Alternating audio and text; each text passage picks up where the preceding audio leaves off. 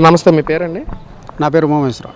ఏం చేస్తారు? నేను రియల్ ఎస్టేటు అట్లాగే ఎలక్ట్రికల్ వర్క్స్ కాంట్రాక్ట్లు చేస్తాను. ఏదైతే మరి విజయవాడలో భవానీపురంలో 42,000 ఇళ్ల కూల్చివేత వెనకాల లిటిగేషన్స్ భూమిలో చంద్రబాబు దోచుకోవడానికే హైదరాబాద్, గతంలో మనం హైడ్రా తరహాలో విజయవాడలో ఇల్లు కూల్చేశారు చంద్రబాబు అని చెప్పి వైసీపీ నాయకులు నిన్న జగన్మోహన్ రెడ్డి కూడా ప్రెస్ మీట్లో మాట్లాడుతున్నాడు వాళ్ళని చూడటానికి వచ్చి. ఏం చెప్తారు మరి దాని గురించి? తాడేపల్లిలో ఆయన గృహం కట్టుకోవటానికి ఆయన సొంత ఇంటికి చుట్టుపక్కల పరిధిలో ఉన్నాయి ఇళ్ళు అన్నీ కూడా సుమారు 1.5 కిలోమీటర్ పరిధిలో ఉన్నాయన్నీ కూడా ఆయన ఇంటికి వెళ్ళటానికి ఉన్న దారిలో ఇల్లు కూడా మొత్తం ఖాళీ చేయించిన ఘనత వైఎస్ జగన్మోహన్ రెడ్డి గారిదేనండి. ప్రస్తుతం అక్కడ ఉన్న నియమ నిబంధనలకు అనుగుణంగా ఏవైతే బిల్డింగ్ కూల్చివేతలు ఉన్నాయో అవి కోర్టు పరిధిలో ఉన్నాయి. కోర్టులు వాటి గురించి చెప్తారండి. అంతేకాకుండా సిబిఐ ఎంక్వైరీ గురించి జగన్మోహన్ రెడ్డి గారు చెప్తే, పైగా వైసీపీ ప్రభుత్వం చెప్తే అంత బాగోదండి. వివేకానంద రెడ్డి గారిని హత్య చేశారండి. హత్య జరిగినప్పుడు నాకు సిబిఐ ఎంక్వైరీ కావాలని చెప్పి ప్రతిపక్షంలో ఉన్నప్పుడు అడిగారండి. అధికారంలో రాగానే నాకొద్దు సిబిఐ ఎంక్వైరీ, నేను సొంతగా ఎంక్వైరీ చేసుకుంటా అన్నారు. దానిలో ఉన్న మతలబు ఆంతర్యం ఏంటో ఆయనకే తెలియాలి. అంటే ఎలా చూడొచ్చు అంటారు? జగన్మోహన్ రెడ్డికి సిబిఐ ఎంక్వైరీ కావాలి, నాకు ఈ ప్రభుత్వం పని చేయట్లేదు, సిబిఐ ఎంక్వైరీ కావాలంటున్నాం, లేదా వైసీపీ నాయకులు కూడా ఈ ఇళ్ల కూల్చివేత వెనకాల టీడీపీ హస్తమే ఉంది, లేదా పవన్ కళ్యాణ్, చంద్రబాబు, లోకేష్ ముగ్గురు చెప్పితేనే జరిగినాయి అని చెప్పి కూడా మాట్లాడటం ఎలా చూడొచ్చు అంటారు? అసలు ఈ ఇల్లు కూల్చివేతలు అనేది సుప్రీంకోర్టులో టీడీపీ కార్యకర్తలు ఉండరండి, నాయకులు ఉండరు. చట్టాలు ఎవరికి చుట్టాలు కాదండి, చట్టాలు వాటి పైన అవి చేసుకుంటా పోతాయి. సుప్రీంకోర్టులో ఇచ్చిన తీర్పు మేరకే అవి కూల్చివేతలు చేశారు. కానీ ఇవి వాటి వల్ల తెలుగుదేశం పార్టీ నాయకులకు కానీ మేము కూడా బాధపడుతున్నాం. ఎందుకనంటే వాళ్ళు కూడా ఉన్నారు కాబట్టి. టెక్నికల్గా ఏ అయితే ప్రాబ్లమ్స్ ఉన్నాయో వాటిని కోర్టు పరిధిలో ఉన్నాయి కాబట్టి దాన్ని కూల్చివేతలు చేశారని చెప్పాను. లేదా కోర్టు పరిధిలో ఉంది, కోర్టు జడ్జిమెంట్ ఇస్తుంది. న్యాయం జరిగే దిశగా ప్రభుత్వం ఆలోచిస్తుందండి. ఏం సార్, ఈ ప్రభుత్వంలో మొన్న ఏదైతే నిన్న జరిగిన పోలీసు రిక్వైర్మెంట్లో కూడా అది గత ప్రభుత్వ హయాంలోనే మేము తీసుకొచ్చాము, చంద్రబాబు డేటా చోరీ చేసి గొప్పలు చెప్పుకుంటాడని చెప్పి వైసీపీ నాయకులు మాట్లాడుతున్నారు.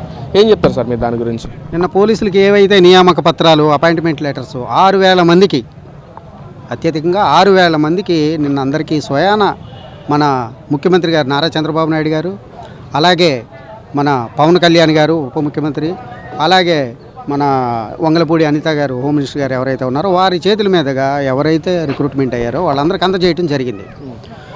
ఇవన్నీ కూడా గతంలోనే జరిగినట్లయితే, గత ప్రభుత్వంలో ఇచ్చుంటే అదేదో నిరూపితమేదో అందరూ అనుకునేవాళ్ళు. మీరు గతంలో ఏ అయితే మీరు రిక్రూట్మెంట్ చేశారో దానిలో ఉన్న టెక్నికల్ ఇష్యూస్ అన్నీ కూడా క్లియర్ చేసి వాటిలో ఉన్న లోటుపాట్లన్నీ సరిచేసి ఇవాళ 6,000 మందికి పోలీసు ఉద్యోగాలు ఇచ్చి వారి యొక్క కళలు నెరవేర్చడంలో ప్రభుత్వం సఫలీకృతమైందని నేను భావిస్తున్నాను. అంటే ముఖ్యంగా యువత పట్ల ఈ ప్రభుత్వం ఎలాంటి నిర్ణయాలు తీసుకుంటుంది అనుకోవచ్చు సార్? అసలు యువగలం పాదయాత్రలో మన నారా లోకేష్ గారు ఏ అయితే యువతకి ఏ అయితే చేస్తామన్నారో అవన్నీ ఆ హామీలు నెరవేర్చే భాగంలో ఇప్పటికీ డిఎస్సి నోటిఫికేషన్ ఇచ్చారు. దగ్గర నాకు తెలిసి 16,000 టీచరు జాబ్స్ వచ్చినాయండి. అలాగే పరిశ్రమలు ఏ రకంగా వస్తున్నాయి అనేది మనందరం చూస్తూనే ఉన్నాం. గూగుల్ డేటా సెంటర్ అనేది ఏఐ డేటా హబ్ అనేది మన విశాఖపట్నానికి రావటం, అలాగే వాటితో పాటు నిన్నగాక మొన్న కాగ్నిజెంట్ శంకుస్థాపన చేశారు.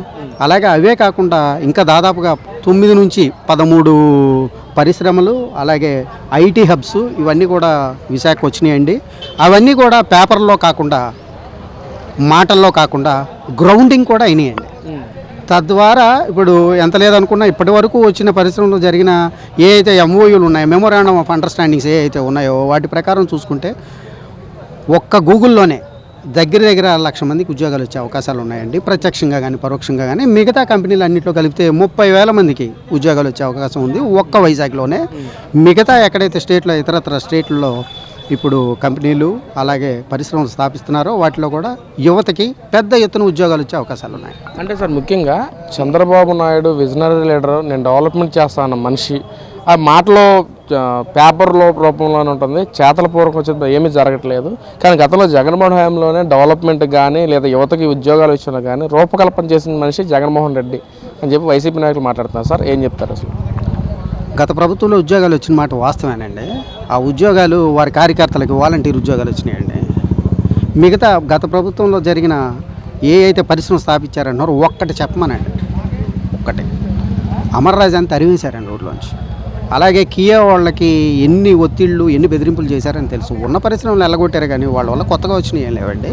అవి ప్రజలందరూ తెలిసినాయి, ప్రజలందరూ గమనిస్తూ ఉన్నారు. ప్రస్తుత ప్రభుత్వం ఏం జరుగుతున్నాయి అనేది రోజు పేపర్లలో కానీ ప్రింట్ మీడియా, ఎలక్ట్రానిక్ మీడియాలో ప్రజలందరూ చూస్తూ ఉన్నారు. సార్ మరి చంద్రబాబు మోసపూరిత హామీలతో గెలిచాడు. అధికారం చేపట్టాక ఆ హామీలు మొత్తం అరపెక్కిచ్చేసాడు, ప్రజలకు అందట్లేదు. గతంలో జగన్మోహన్ హయాంలోనే అవి మొత్తం సక్రమంగా టైం టు టైం ఇచ్చాడు జగన్మోహన్ రెడ్డి అని చెప్పి మాట్లాడుతున్నారు. ఏం చెప్తారు మరి? పెన్షన్లో 4,000 ఇస్తామని చెప్పి సూపర్ 6లో భాగంగా చెప్పామండి. మేము ఎప్పుడైతే హామీ ఇచ్చామో హామీ ఇచ్చిన నాటికి ప్రభుత్వంలో అధికారంలోకి రాగానే 3 నెలలు కలిపి ఎరియర్స్తో సహా కలిపి మొత్తం అందరికి కూడా 7,000 రూపాయలు పెన్షనర్లకి మేము ఏదైతే పెంచుతామని చెప్పామో 3,000 నుంచి 4,000 రూపాయలు ఒకే ఉదుటున ఒకే సింగిల్ టర్మ్లో 1,000 రూపాయలు పెంచి పెన్షన్ పెంచాం. అలాగే డిఎస్సి నోటిఫికేషను ఇచ్చాం. అట్లాగే మన వీళ్ళకి ఏ అయితే ఉద్యోగాలు చెప్పామో ఆ ఉద్యోగాల్లో కూడా డిఎస్సి పరంగా వాళ్ళకి వచ్చినాయి. నిన్నే పోలీసులకు కూడా రిక్రూట్మెంట్ అయ్యి జరిగినాయి. ఏవైతే హామీలు ఇచ్చామో ఆ హామీలు నెరవేర్చే దిశగా ముందుకు పోతా ఉన్నాం. మరి గతంలో జగన్మోహన్ నవరత్నాలు ఇచ్చారు కదా, మరి నవరత్నాలు ఇచ్చారండి. ఆ నవరత్నాల్లో ఎన్ని ఇచ్చారు ఏంటి, ప్రజలకు ఎంతవరకు అవి చేరినాయి అనేది ఇప్పటికీ ఇప్పుడు ప్రజా దర్బారు ఇప్పుడు జరుగుతూ ఉంది. ఇప్పుడు అవన్నీ కూడా వినతిపత్రాలు పట్టుకొని తిరుగుతూ ఉన్నారు. ఏమి ఇచ్చారు ఏంటి అనేది ప్రజలందరూ తెలుసండి. అందరూ పూర్తి స్థాయిలో ఇవ్వలేదని కార్యకర్తల వరకు ఇచ్చారండి. అంటే వైసీపీ కార్యకర్తల వరకు ఇచ్చారు గతంలో. అవునండి, వైసీపీ కార్యకర్తలు ఏదో కొంతవరకు వాళ్ళ ఎవరైతే సానుభూతి పరులు ఉన్నారో వాళ్ళ వరకు ఇచ్చారు, పూర్తి స్థాయిలో ఎవరికి చేరలేదండి. సార్ మరి రైతుల గురించి చూసుకుంటే చంద్రబాబు ప్రభుత్వం వచ్చిన తర్వాత రైతులకి గతంలో చంద్రబాబు వ్యవసాయం దండగన్న మనిషి రోజున సీఎం అయితే రైతులను ఎలా పట్టించుకుంటాడు? రైతు ప్రభుత్వం ఏదైనా ఉంటే వైసీపీ ప్రభుత్వం జగన్మోహన్ రెడ్డి రూపకల్పన చేశాడు, వ్యవసాయ రంగాన్ని మొత్తం డెవలప్మెంట్ చేశారని చెప్పి అంటా ఉన్నారు. ఏం చెప్తారు మరి దాని గురించి? అన్నదాత సుఖీభావ కింద మేము ఏదైతే హామీ ఇచ్చామో 20,000 రూపాయలు, ఆ 20,000 రూపాయలకు 2 విడతలు 2 టర్ములు ఆల్రెడీ డబ్బులు పడ్డాయండి. రేపు జాన్యువరిలో మా మంత్ ఎండింగ్లో ఇంకో విడత కూడా పడతాయి. 20,000 రూపాయలు ఇచ్చామండి పర్ యానం, అంటే సంవత్సరానికి ఇచ్చారు, ప్రభుత్వం ఇచ్చింది. గతంలో వాళ్ళు ఎంత ఇచ్చారు? 12,000 రూపాయలు ఇచ్చారు. అందులో వీళ్ళ వాటా తక్కువ. అంతేకాకుండా మీ పథకాలు నవరత్నాలు ఇచ్చామని అంటున్నారు. మేము సూపర్ 6 6 పథకాలు ఏ అయితే ఉన్నాయో సూపర్ 6 ఆ హామీల వరకే ప్రభుత్వం హామీ ఇచ్చింది. ఉచిత బస్సు ఇచ్చామండి, స్త్రీ శక్తి పథకం కింద. అంటే రైతులకి ముఖ్యంగా ఏం చేశారు అసలు? ఈ ప్రభుత్వం కానీ గత ప్రభుత్వంలో చేసామని చెప్పి అంటున్నారు కదా. మరి గత ప్రభుత్వంలో ఏం చేశారని 12,000 ఇచ్చారు అన్నదాత కింద. మేము మరి ఇప్పుడు 20,000 ఇస్తున్నారు. అంతేకాకుండా ఇప్పుడు ధాన్యం కొనుగోలు కేంద్రాలని స్థాపించి వెంటనే తక్షణం ధాన్యం కొనే ఏర్పాట్లు చేస్తున్నాం. అలాగే రైతులకు యూరియా కొరత వస్తే ఆ యూరియా కొరతను కూడా ప్రభుత్వం రోజుల వ్యవధిలో, గంటల వ్యవధిలో అట్లా సాల్వ్ చేసి అందరికీ యూరియా అందే విధంగా ప్రభుత్వం చర్యలు తీసుకుందండి.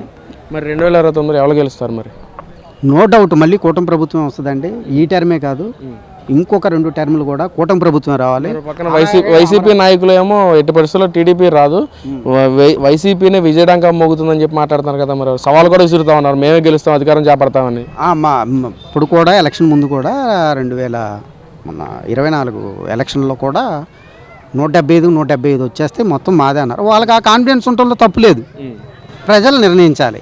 ప్రజలు ఈ అభివృద్ధి సంక్షేమం చూసి అమరావతి పరుగులు పెడతా ఉందండి. ఓ పక్కన ఒకసారి మీరు వెళ్ళి గమనించి చూడండి. అమరావతిలో ఇప్పటికి 22,000 మంది ప్రస్తుతం ప్రజెంట్ వర్కర్స్ ఉన్నారు. 3 ఏళ్ళ అమరావతి కూడా కంప్లీట్ అవుద్ది. రాజధాని అనేది రూపురేఖలు దిద్దుకుంటాయి.